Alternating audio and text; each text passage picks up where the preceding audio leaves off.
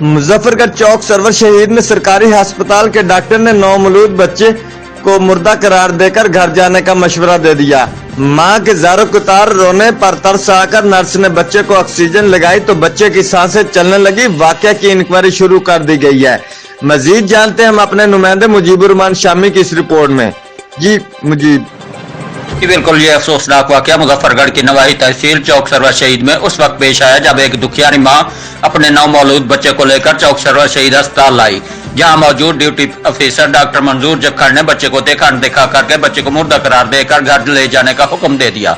दुखियारी मां बच्चे की मौत की खबर सुनकर शोर वावेला शुरू कर दिया, जिस पर मौका पर मौजूद नर्स ने अल्लाह तरसी करते हुए बच्चे को फौरी तौर पर ऑक्सीजन लगाई और बच्चे की उखड़ती सांसें बहाल हो गईं। इस तमाम सूरत हाल पर मुतासरा मां और अवामी हलकों ने शदीद एहतजाज करते हुए कार्रवाई का मुतालबा किया है। दूसरी तरफ वाकया के मंजर आम पर आने से हुकाम ने तहकीकात शुरू कर दी है। शुक्रिया मुजीबुर रहमान शामी तफसीलात से आगाह करने के लिए।